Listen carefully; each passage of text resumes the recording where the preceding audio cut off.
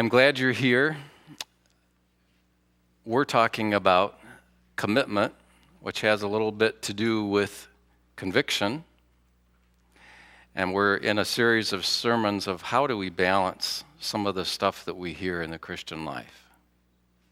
So we're going to look at this subject of commitment this morning, and let me ask you, what kind of commitment do you have toward God? Psalm 119, 106 says, I've taken an oath and confirmed it, that I will follow your righteous laws. I've taken an oath, I've confirmed it, I am going to follow the Bible, your laws. Let's pray about that. God, today as we join together, may your Spirit come and meet with us. May there be great fellowship between our God and ourselves. May you inspire us and connect our lives to this subject. May we see you in powerful ways and ways that maybe we don't want to see you, and yet you want us to. And so with that little bit of leery edge, what's going to come, what might it ask of me? God, don't allow walls to be built, but allow doors to be opened. And speak to us today, I ask. Amen. There was a cartoon in a newspaper that showed a man ready to leap from the edge of a ledge of a high-rise apartment building. He had a suicide note in one hand and a parachute on his back. And his wife is yelling out the window, "You can never make a commitment, can you, Larry?" And while that's intended to be humorous, it kind of points to a lot of our society and our inability to really make a commitment. People find it hard to commit themselves to marriage these days. And a huge number of people live together without the commitment of marriage. And it's very easy just to walk away. There's nothing there. We're just convenient for the time being. There was a time when we had an Awana program at the end of the year for everybody, when we've had Baccalaureate and Good Friday services where there would be large numbers of people from our church that would come and participate. It's not the same anymore. If we find something better to do, we do it. Whatever's at a higher level of appeal, that's what we give ourselves to. But you look at the subject of sports in our world, and we're on a whole different level. It's a different story. Nobody ever reaches the Olympic Games without a commitment to rigorous training that's required at every level. And you go from one level to the next, and you keep going. And it's rigorous, and there's high expectations. And everybody says it's okay to do that. The Apostle Paul urged Timothy to train himself to be godly. How are you doing in your training yourself? Your training toward godliness. It says to train yourselves to be godly is to pursue holiness, and it requires a whole different level of commitment. As an individual, if we ever hope to progress in our Christian life, this word has to come into play. And one reason we don't see more mature Christians and people acting like mature Christians in various situations, and we don't see the Church of Jesus Christ really grow, is because we've lost sight of this word and what it means: commitment. And I'm not just talking about the word this morning, as you'll see in just a moment, but Paul calls us to be ourselves to be committed to God. Not just to be committed, not to the church, not to Christianity, but to him. In the first 11 chapters of the book of Romans, he does a wonderful job explaining in masterful ways what the gospel is. But then in chapter 12 to the end of that book, he makes it very practical and connects our lives to that message of the gospel. And so I want you to listen to that change as it begins in chapter 12, verse 1 of Romans, that you've all heard before. But it says, "Therefore I urge you, brothers," urge. I urge you, brothers, in view of God's mercy, when you think of all that God has done for you and how he gives to you when you don't deserve it, I urge you with that background to offer your bodies as a living sacrifice to him. It's a holy thing. It's a pleasing thing to God. That's your spiritual act of worship when you do that. And this call to commitment has a different motivation than a commitment, say, to the Olympic athlete. Athlete's commitment is to himself or to a team. And we love those aspects that I can do this, or the aspect of I'm contributing to a little bigger picture to a team, and we're moving in this direction. Paul urges us to be committed to God, and that our bodies are to be offered to him. Now, the people that he's writing to understood a lot about sacrifices because in the Jewish culture and religion, they offered animal sacrifices routinely, regularly. It was very common. They understood it. They didn't have to explain it. But they offered up the life of something else in their behalf. So God is calling us to offer up ourselves, our bodies, for the bigger picture. And it's different from any other commitment. It's not a commitment to a holy lifestyle, although that's good. It's not a commitment to good morals, though that's good. And it's not a commitment to discipleship, though all those things are in Scripture and God calls us to all of those things. Those are good things, but it's not what he is calling us to. The people in my parents' generation followed that. Good people. Generally, they were moral and honest and sober and thrifty, committed to those values, but not necessarily to God. They were great moral people and went to church regularly, but not necessarily committed to God. They were committed to values. Coming out of World War I and II, they saw life very differently. And we can go to Bible studies and discipleship groups and be very active and committed to those. But Paul says, that's not what I'm talking about. I'm talking about a commitment to God, which those things can be a part of, but sometimes we just do the things. We're to pursue holiness in order to please him. Why do I want to be holy? Is it to feel good about myself? Sometimes we want to feel good about ourselves. And sometimes because of things that have happened recently in our lives, we don't feel so good about ourselves.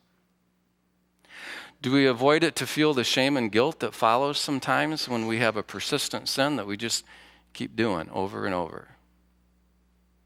Far too often, we base our concern with sin on how it makes us feel. Our habits, our besetting sins, they make us feel defeated at times, and we don't like that feeling. We don't like to lose and feel defeated, whether it's a game of checkers or dealing with sin. And it's interesting what we focus on. I heard of a speaker at a retreat for young people that was talking about Christian character during this retreat and talking about those things, as I have mentioned, things we need to put off and things we need to put on if we're going to have Christ-like character. And after presenting this, several people came up to him to talk specifically about a particular sin in their life that they needed to deal with. Nobody ever came and asked, how do I live in a positive way these Christian virtues? And why are we so focused on this issue of sin, but that it makes me feel guilty? And I don't like that feeling that it has, that it brings to me.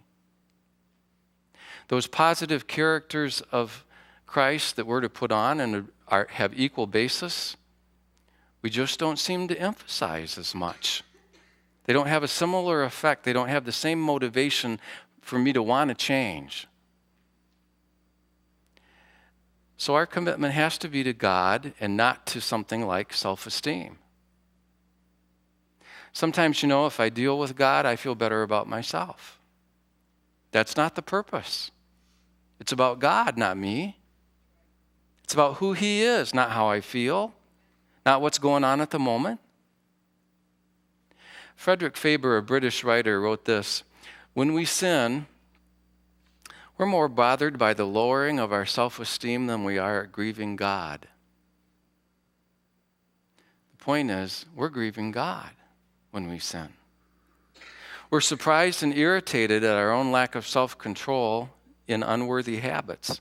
This self-love brings disappointment, and we're not seeing ourselves emerge as beautiful and strong and admirable.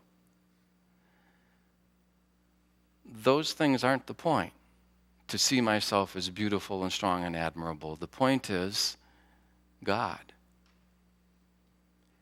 And I'm making Him sad when I sin, and it grieves His heart when I do that.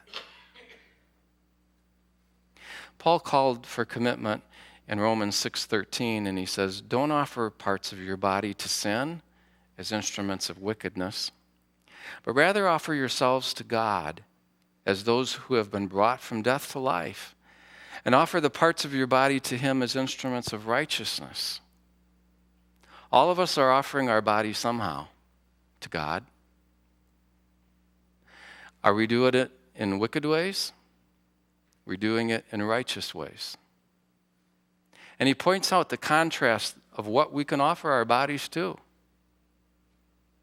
And he wants us to be aware sometimes we get in the wrong direction of what we offer. And sometimes we can't always control what we look at or what comes out of our mouth. But when we're committed to God, we have a whole lot of help. And we can make some choices, some better choices than what we were making before. And the word that's offered in Romans 12:1, it's this idea of being decisive, a once-for-all kind of commitment. We're to offer our bodies to God in a complete state, a final state, like an Israelite would offer an animal sacrifice. And this is an interesting thought. When they went to offer a sacrifice, it took the life out of it. It was decisive. It was done. You couldn't take the animal back off the altar and throw it in the field and expect it to run around again. The decision was made. It was done. It was over. And our offering as a living sacrifice means that it's ongoing. It's living. I offer it every day that I live. I need to think about that every day that I live. How am I offering myself to God today? It can't be withdrawn. So it becomes a commitment to be continually reaffirmed. Yesterday I did pretty good being a Christian. Sometimes we want to think about ourselves. Maybe I can slack off a little today. Maybe I won't push myself or spend the time that I should today because I've done a pretty good job recently. A commitment to God in pursuing a way of life that is pleasing to Him, not pleasing to me. Again, it's not about me, is it? It's about God. So how am I pleasing Him? All of us are pursuing life in some way. What's your way? I don't know what your way is, but you certainly know. And what's the underlying motivation? On the other side of it, some people can look at our own lives and say, I understand him because he always operates the same way. He always does the same things. And we understand that kind of commitment. But this is a commitment to obedience. And this obedience allows for no exceptions. When I throw that out there, maybe some of you think, how can that be? We can't hold on to secret sins? Our goal is not to sin. That doesn't mean we're going to attain perfection, but we're going to do everything we can to the best of our actions, which means our intention is not to sin willfully. It means consistently making the right choices. There's no point in praying, God help me, when you know you're going to be doing this thing that's wrong. Or you're thinking about it. There's no point in asking for God's help in the face of temptations if we have no commitment to obedience with no exception. David wrote in Psalm 119 that I started out with, I've taken an oath and I've confirmed it. I'm going to follow your righteous laws. He felt so strongly about his commitment to obedience that he took an oath. I'm not just deciding it in my head, but I'm saying it verbally out loud that this is what I'm going to do. And the oath is a solemn calling on God. God, witness what I'm saying and doing here. That I'm sincerely intending to do this thing. It's a declaration, a promise to fulfill a pledge. It's a commitment of the highest level. In other words, it's as strong as you can possibly make it as a human being. Stephen Charnock commented, renew settled and holy resolutions frequently. A soldier could be easily defeated if he has no resolve to fight. Our weaknesses, the strength of our temptations, the indulgence of our spiritual enemies require strong resolutions. Have you told God your resolution today, that today I'm going to be following you to the best of my ability? And I'm going to try to keep sin away from my life as much as I can? You need to do it today, and we need to do it tomorrow. And we need to do it the next day because it's an ongoing reaffirmation. This is my goal. So we have to look at our intentions. God's calling us to respond to this challenge of commitment, to present our bodies as a sacrifice. I have to give up some things. I have to let go of some things. The things that I valued, I don't value in the same way when I'm talking about God. And I have to take this oath of commitment to his laws and be resolved that there's no exceptions to our obedience. And again, most of us think, that's just impossible. How can you ever even present that idea? It's impossible to keep perfectly. I know that. And yet we have to have this goal. We often are reluctant to make a commitment when we know we can't keep that. But the question remains, will you keep that goal? We make commitments to other things. We do it in marriage. Do we do it perfectly? Well, we try. That's our goal. We don't always do it perfectly, but that's our goal, and we keep it out there in front of us.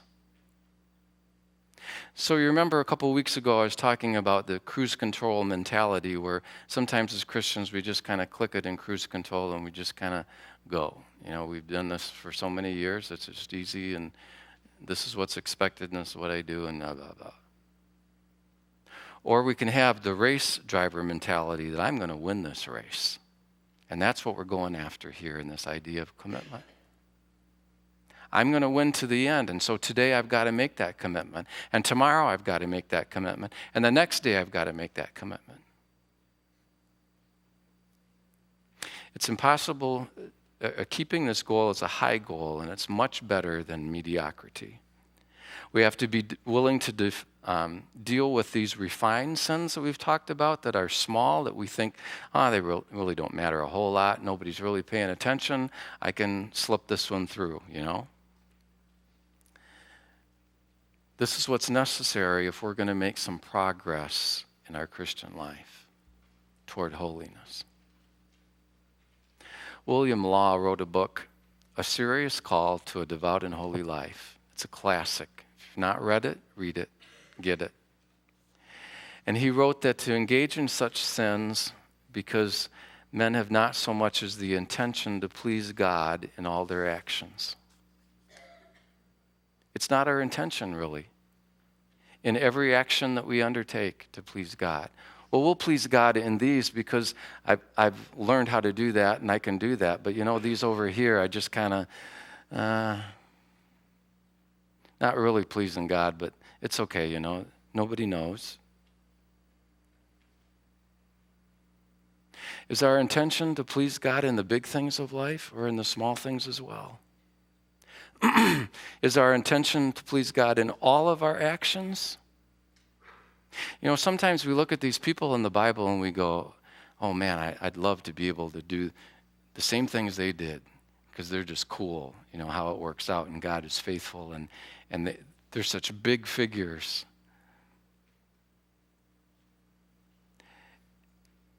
You have the same chances. You have the same abilities that God gives to you. It's not because you don't intend to.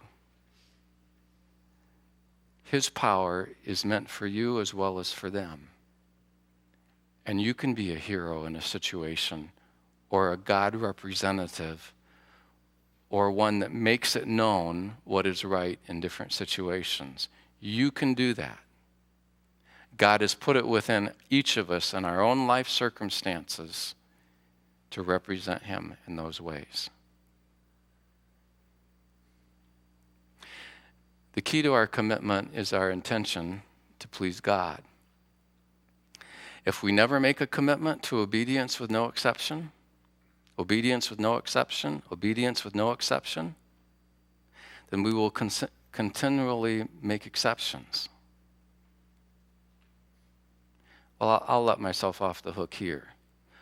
I'll let myself off the hook here. Oh, was I doing that? Oh.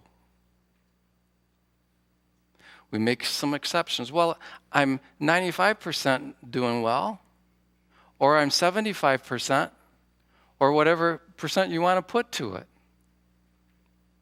You know your nature, and I know my nature.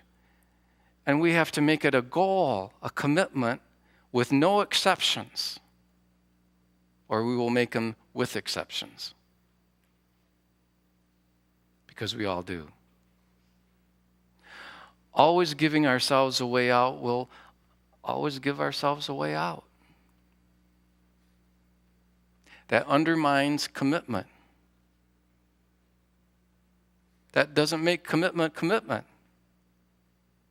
It makes a commitment with exceptions. If nothing better comes along or a better temptation comes along, you see, sin exerts increasing power over us. And if it's not resisted on occasion, on every occasion. Romans 6:19 says, just as you used to offer the parts of your body in slavery to impurity and ever-increasing wickedness, so now offer them in slavery to righteousness, leading to holiness. Did you notice the ever-increasing wickedness part? Paul is teaching that sin has this power so that I want to do it more and more. And it becomes easier and easier when I keep making exceptions. I'll let myself off the hook this time. I'll let myself off the hook a week from now. And the next day, and the next day. And it's ever-increasing wickedness. Just as we make a commitment to not sin willfully, so we need to make a commitment to put on the positive virtues of Christian character. And we should make a commitment in the same way. I'm going to try to take on these positive character qualities, just like I try to put off some of these others.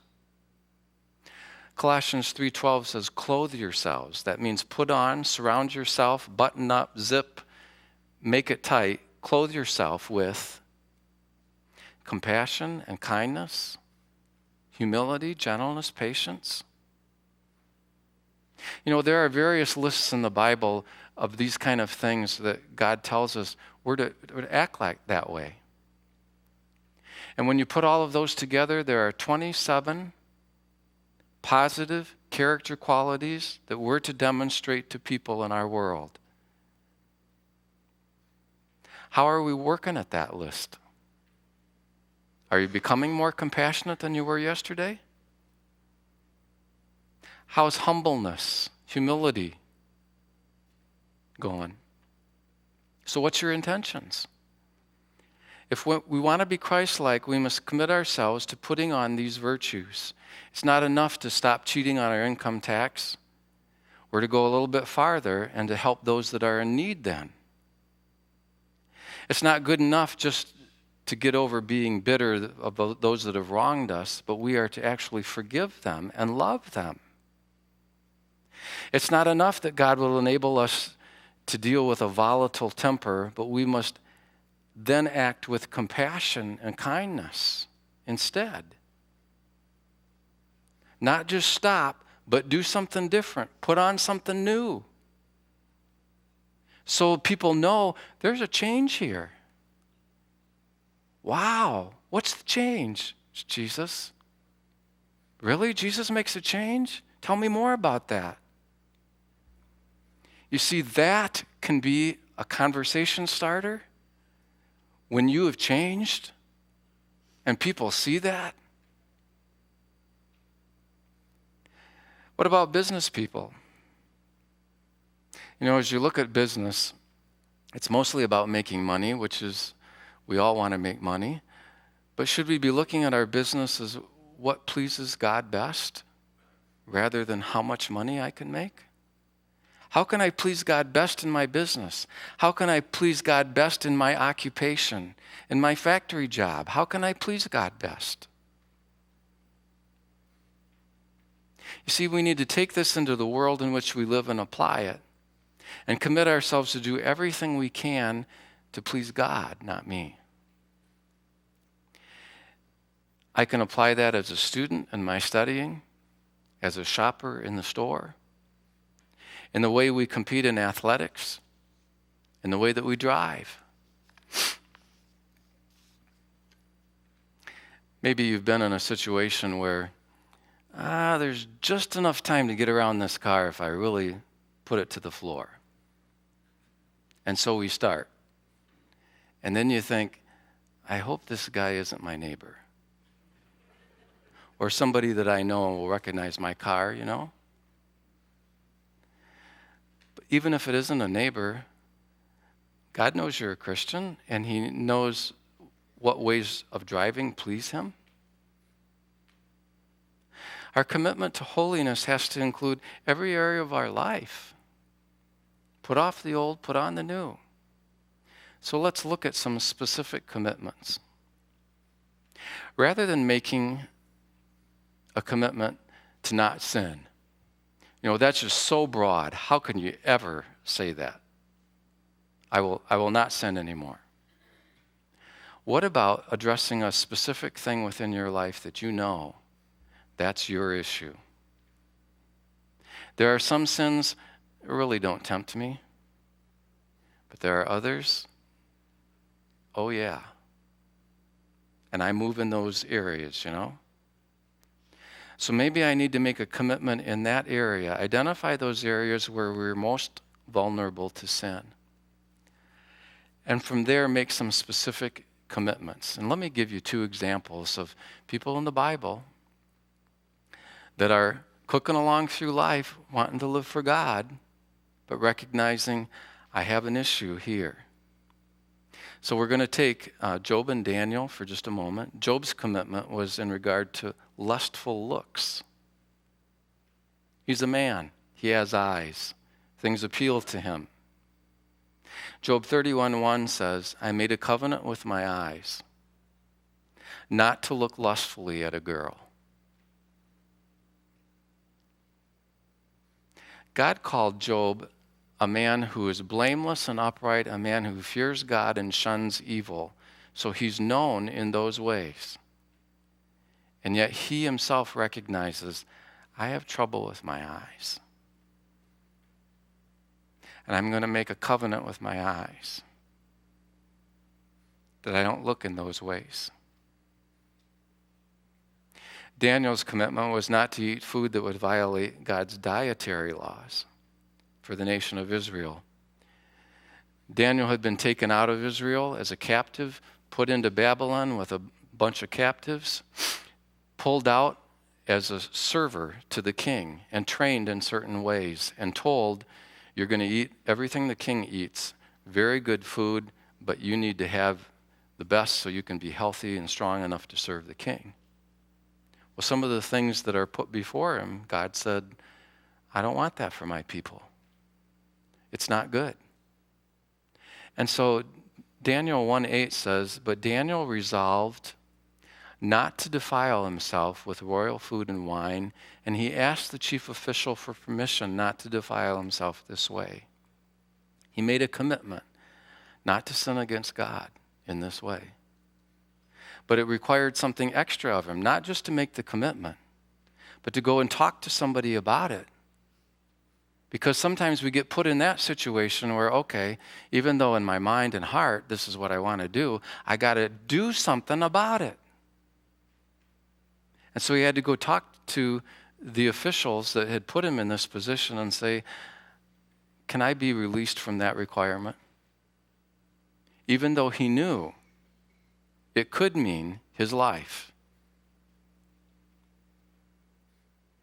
Job's temptation came from the sinfulness of his heart. Daniel's temptation comes from the sinfulness of his environment. Temptation comes to us from both ways sometimes. Sometimes just what I want. And sometimes things are just put on me and I didn't ask for them, but here they are. So what am I going to do? We're vulnerable to both kinds. Sometimes there's pressure within, sometimes it's pressure without. An auto dealer several years ago became a Christian, and in his industry at that time, there is no law against turning back the odometers, and everybody did it. It made the car look better. Now the laws have changed and it's different, but at that time, and he became a Christian, he looked at that and thought, that's wrong. God wouldn't want me to do that. But it's going to put me at a huge disadvantage with everybody else in the business. But it's what I have to do. It was a temptation of his environment. He didn't ask to have that be put in that position, but here he is. And what do I do?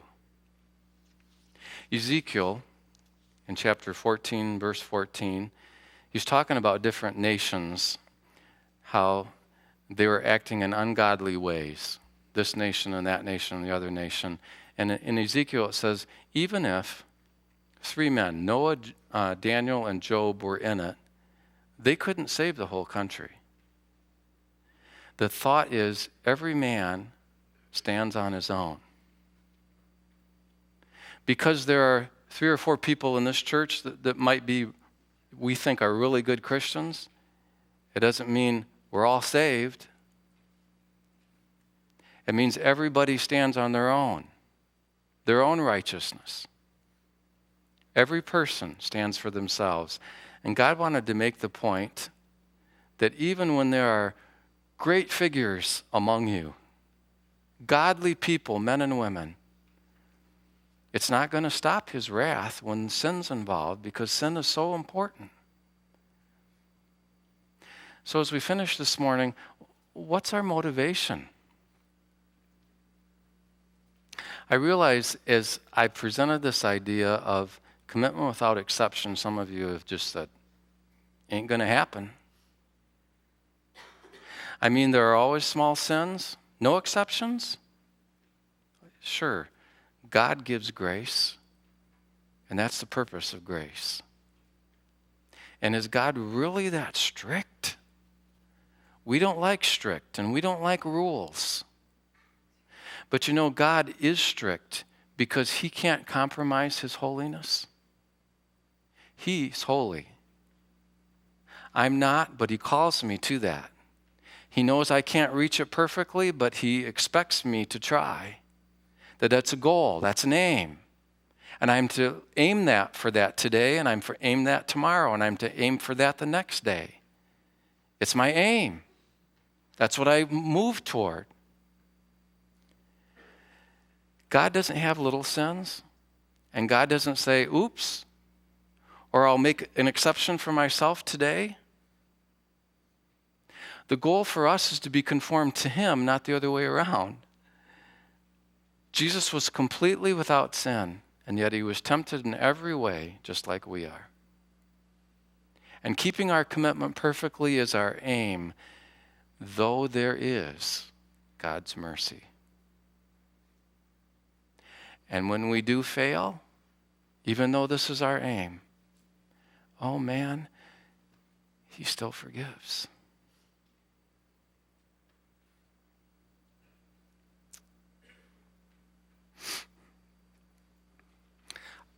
A soldier in the army, his goal is not to be hit. If he doesn't have that goal, he's just a walking target. But he's trained not to hit, or not to try to get hit. And what he can do to maneuver himself and work his weapons, whatever it is, to protect himself. He'd be dumb if he didn't do that. We would be dumb if we didn't do that in the spiritual life. Let me read again Romans 12:1. Therefore, I urge you,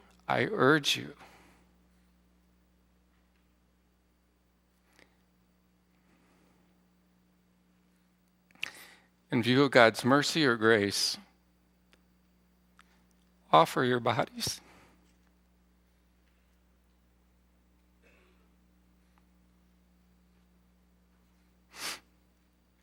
it's your sacrifice. It's holy.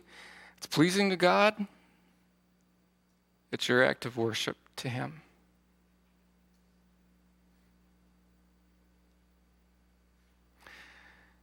It's a holy act. And when we think of God's grace, we can also think of Romans 4:8. Blessed is the man whose sins the Lord will never count against him. That's grace. We can think of all kinds of ways that I don't deserve God's goodness or focus or blessing. And we can just name them and name them and name them, and yet he gives it to us anyway.